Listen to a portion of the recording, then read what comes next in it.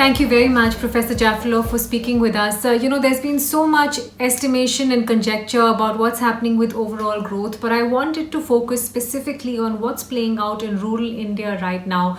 You recently wrote an extremely interesting piece in terms of, the double-edged impact for rural India. If you could walk us through what's happening over there specifically. Well, in fact, one of the main problems rural India will be facing, and is already facing, is the fact that most of the migrant workers, migrant laborers, were sending back to the village something like 1/3, 1/2 of what they were earning in the cities. And this money will not be there anymore. On the top of it, they'll have to be fed by the families in the villages where they're back. So that's one major issue. We must realize that most of peasants' families rely on at least one of their members out of the village, be they in Bombay, Ahmedabad, Surat, or in the Gulf, or out of India. The other problem, of course, is the fact that the supply chains have been broken. It's very difficult for peasants to sell their products because there is no marketplace working, because there is no truck, because the border to the next state is closed. So you can't sell as easily as before your milk, your vegetables, whatever, and therefore they destroy, in fact, some of these products, and the waste is just amazing, given the needs of the people. So these two factors, are badly affecting village India, and come at a time when agriculture is already facing challenges. In fact, when you look at the growth rate of agriculture in India over the last few decades, you see a very steady erosion. The growth rate of agriculture is always lagging behind industry, of course, but lagging behind services even more. And that is a reflection of structural issues. The growth rate of agriculture is affected by water problems. The water tables are sometimes very low. It's affected by the size of the land holdings. You subdivide the plots. At the end of the day, you have 70% of Indian peasants operating less than 1 hectare. And that's not sustainable. As a result, you have as many landless peasants as peasants with some land. And last but not least, the policies the government has implemented have been counterproductive for rural India in at least two ways. NREGA has not been supported the way it used to be supported. NREGA used to represent 0.8% of the GDP. 0.8% of GDP is now the relief package that the government of India has announced. So it was a huge amount, and it's now much less than that. So landless peasants are suffering from that. And on the other hand, the farmers, those who have something to sell, don't have the minimum support prices that had been promised to them. And when the prices increase, imports are decided to keep the price of food low, because the price of food has to remain low for the urban consumers to be protected. So it's an urban bias, an urban consumer bias that is affecting the Kisans. So the present crisis is in fact intervening in a context where the agriculture of India is already in a difficult situation. I want to pick up all of these strands bit by bit because they're all extremely important to the future of what happens on the rural Indian side, Professor. The first one I want to address is the agricultural growth, which has been documented itself in terms of how it's been slipping over the years in its GDP contribution. Interestingly, the Reserve Bank today came out and did a press conference where they alluded to the fact that agricultural output was at an all-time high. They expected the Kharif output to be very strong, and that they were generally feeling optimistic about, the agricultural side of rural India. Do you share that optimism? Well, in terms of production, we do see good crops over the last two years. After 2 years of growth, India has had 2 years of good crops. So the problem is not so much coming from any drought or any particular context or contextual factors. It's coming from policies. You may harvest a good crop. If you cannot sell your product at the right price, you're not a winner, you're a loser still. And that's why so many peasants also destroy huge quantities of product. There's no point selling it. You may remember in 2017 when there was an upsurge of peasants in Mandsaur, in Madhya Pradesh. The crop had been great. So the point is not so much about the productivity, the production, but about the price. How do you sell, and at what price do you sell what you have harvested? That's for the farmers, that's for the kisans.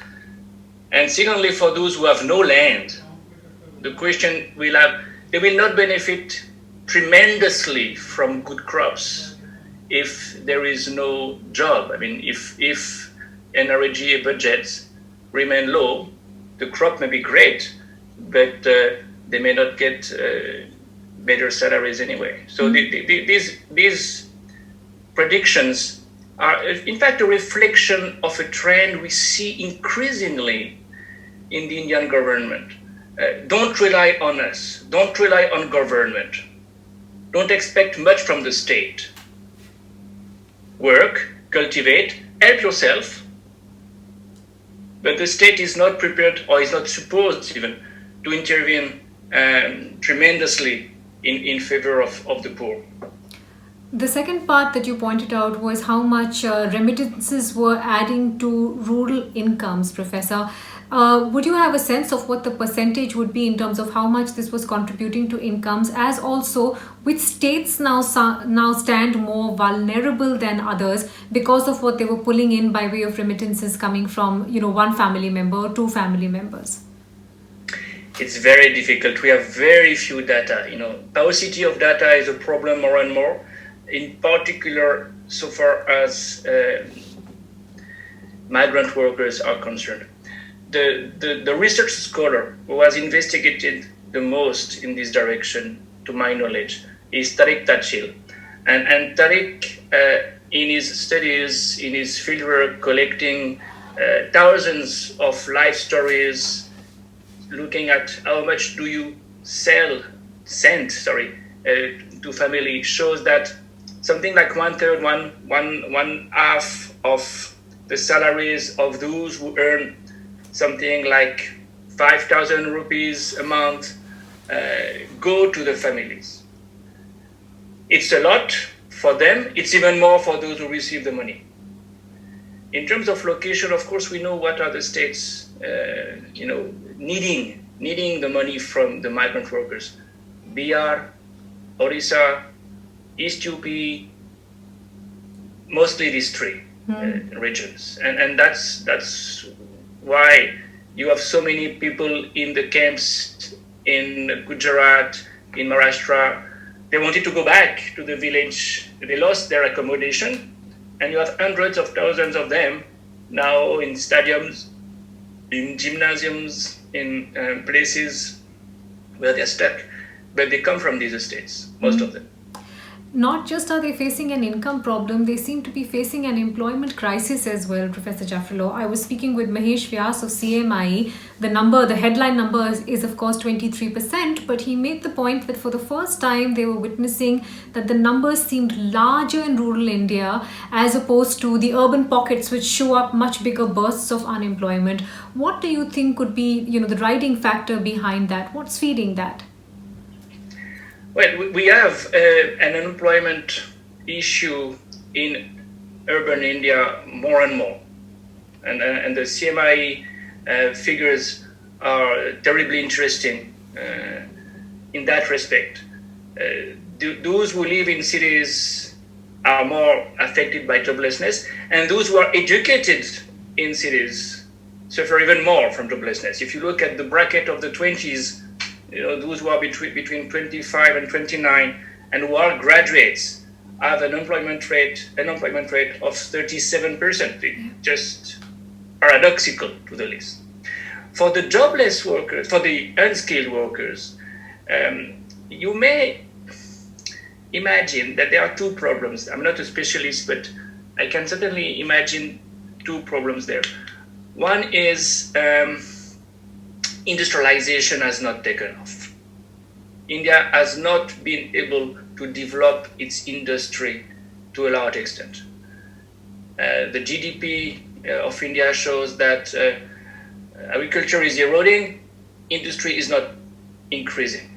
We are still with 17% of the GDP made by industry, which suggests, by the way, that the Make in India program has not delivered. At least we do not see industrial investments in these figures. The second explanation may come from automation. It's very surprising to see, in spite of the low cost of manpower in India, that industrialists resort to robotics to that extent. You visit a factory making cars and you see how few people you need for making it work. And that's a very disturbing development. You may attribute that to education. You can't transform peasants into factory workers without some education. It's a different world. You have to speak a different language. You need to have different forms of discipline. You may also explain this because of labor laws. You can argue that, well, it's easier to dispose of machines than of people in places where the unions are strong. But that's less convincing, I think, than the previous argument.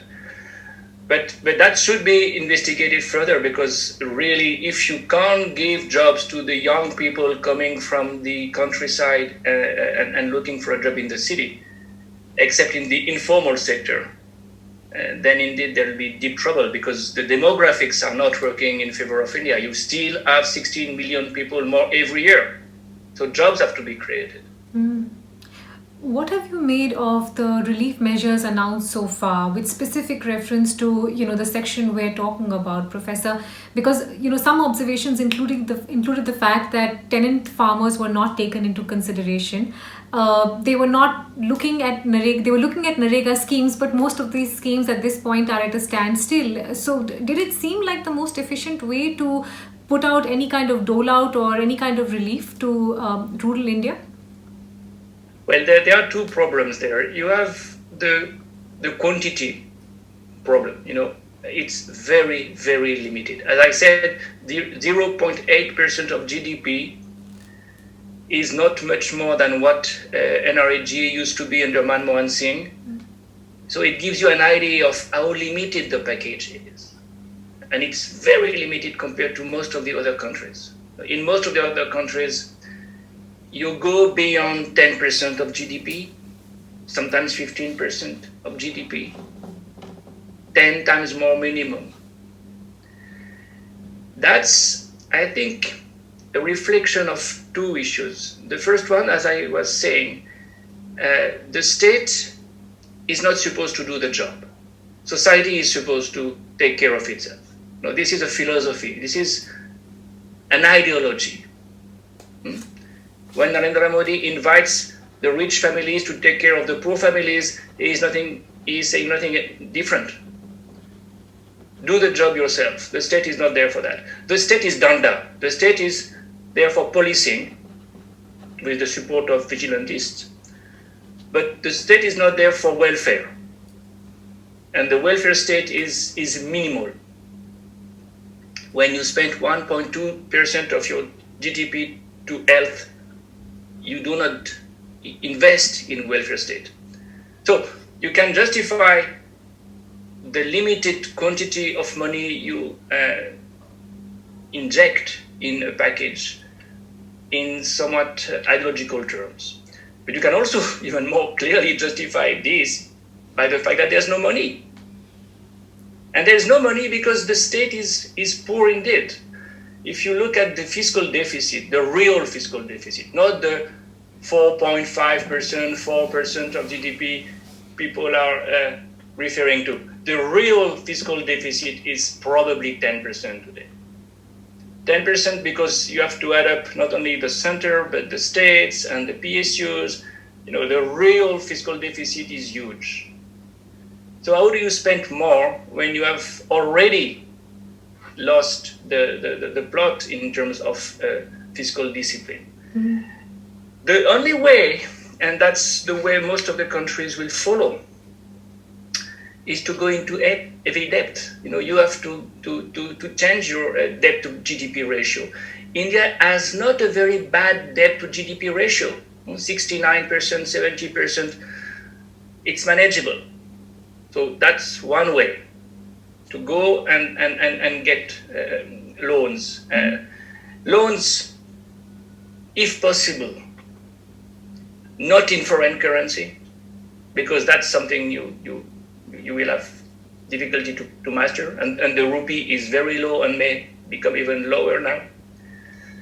But in addition to that, India may need to go back to the international lenders, not the private commercial banks, but IMF,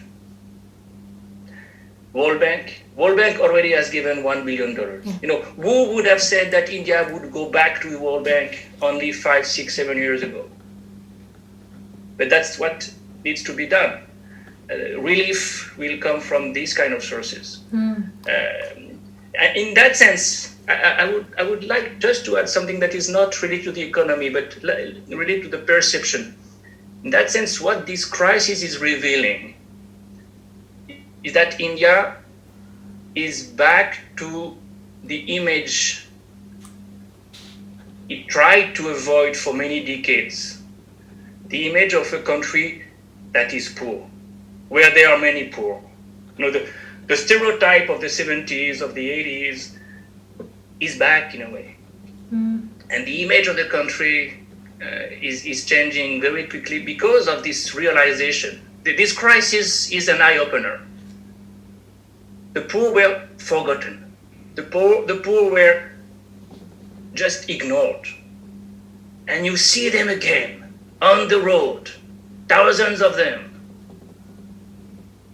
showing that they are still in a majority, and in a very big majority. In fact, the post-1991 liberalization India has increased inequalities and not in fact, reduced poverty.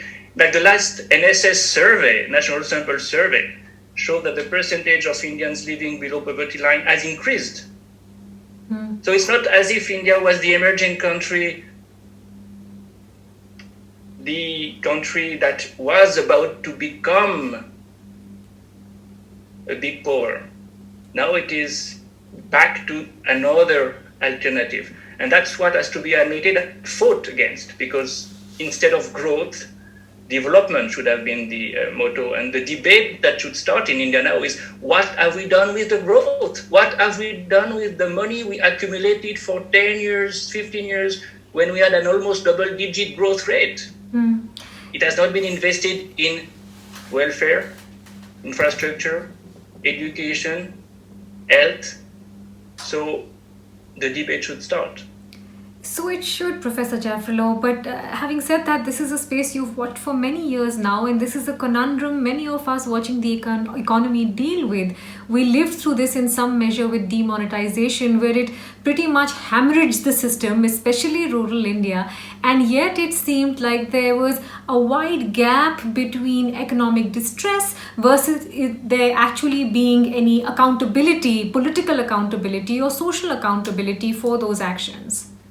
Yeah, this is the magic of populism. You delink, you decouple politics and economics, the politics and the policies. You do politics, you play on emotions, you play on fear, you play on pride against others.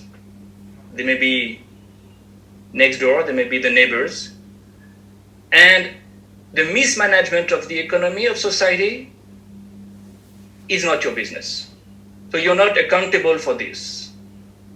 And you get away with the problems society is facing.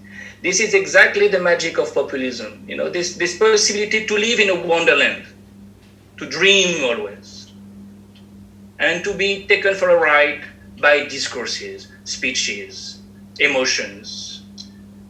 It's not only in India, it's absolutely the recipe that most of the national populists of the world have implemented, articulated. And it works, largely it works because the media play a different game now. The media are either not in a position to ask questions, no press conference, or not even in the mood to ask questions. They go with the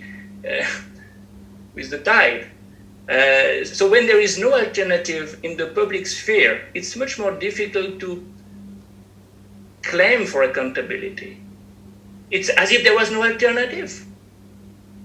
So if there's no alternative, at least you get some symbolic recognition, some sense of pride, and some hope.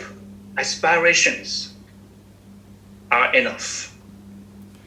Up to a point. I think we have reached the end of the road now, but till now that's how it worked. That's just what I was coming to. I know I'm asking you to stick your neck out, but would you say it may blow up in a different way this time round, particularly considering the deep trauma really that some of these migrant laborers have faced? Because what we understand from the ground is that even the ones who are in the camps are waiting for the lockdown to lift, at which point they will go back to where they came from, their villages, their states, their homes. Well, it will really depend on the seriousness of the crisis, and it's too early to say.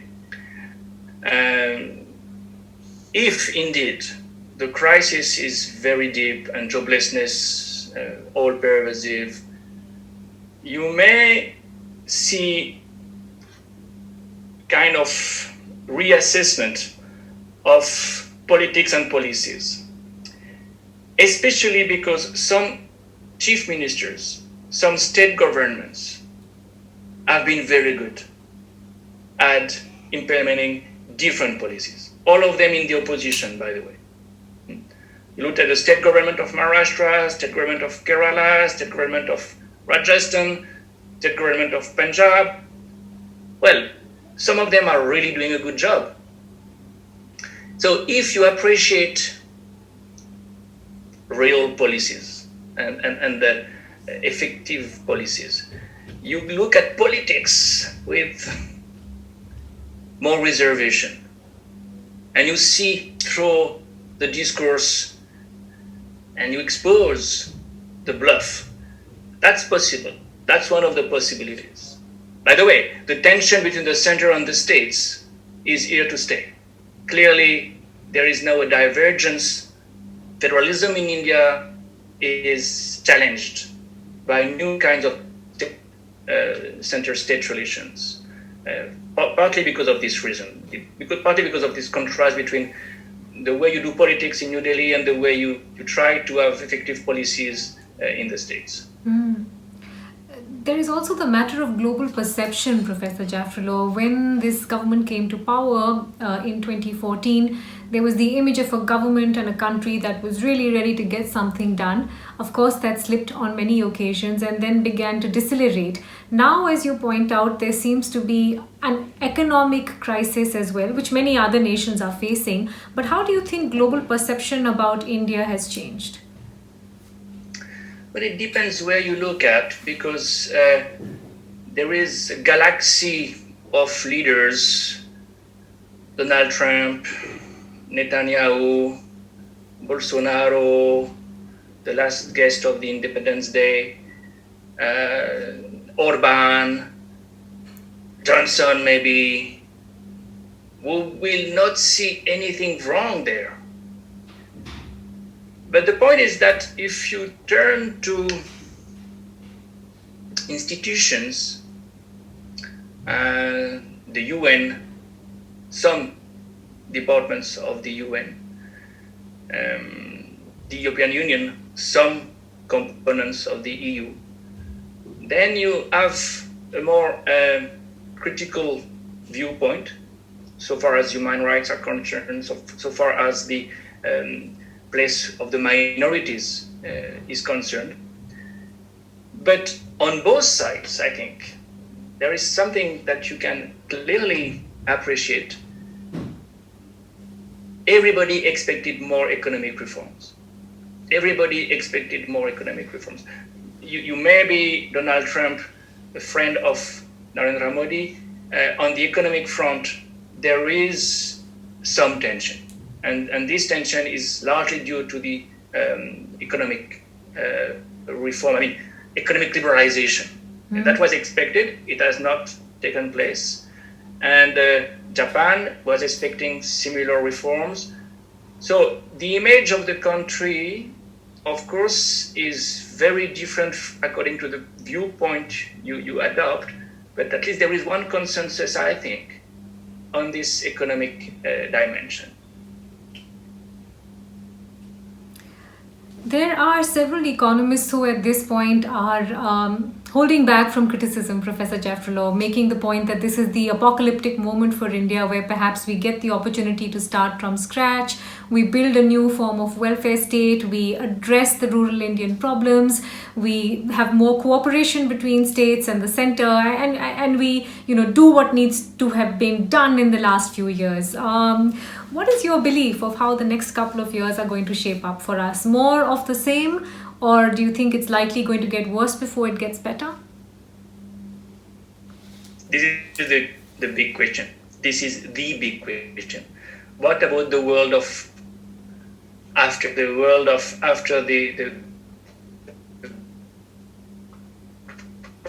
crisis? What kind of world are we rebuilding after this? And it's too early to say. Are we just obsessed with returning to business as usual, and we are just longing for the life we used to have before?